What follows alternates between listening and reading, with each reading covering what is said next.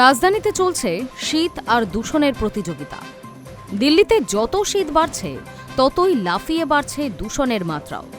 শ্বাসকষ্টের পাশাপাশি চোখ জ্বালা ও লাল হয়ে যাওয়া রাজধানীর নাগরিকদের অন্যতম উপসর্গ।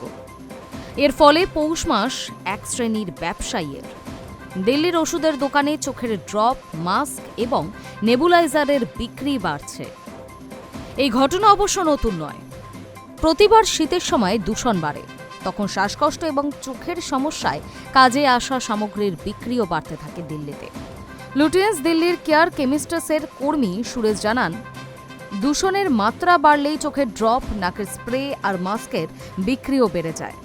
সাধারণত কাশির সিরাপ বেশি বিক্রি হয়, কিন্তু এবার চোখের ড্রপ সবচেয়ে দ্রুত বিকোচ্ছে। RML হাসপাতালের কাছেই রয়েছে রাম ফার্মাসি।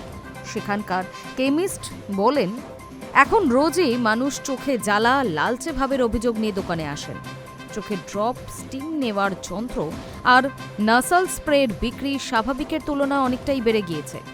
রাজকমল কেমিস্টের কর্মী জানান, চোখের ড্রপ বিক্রির অন্যতম কারণ শীতের শুষ্ক আবহাওয়া ও দূষণ।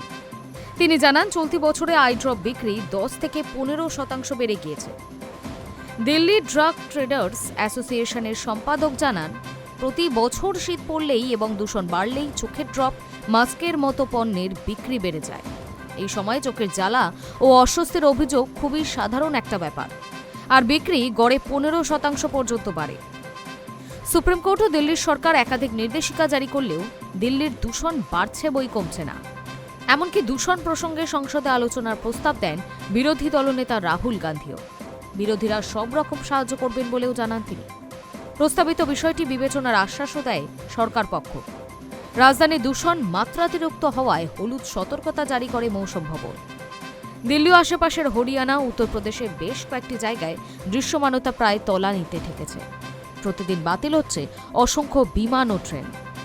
দৃশ্যমানতার অভাবে দুর্ঘটনা ঘটছে জাতীয় সড়কগুলিতে।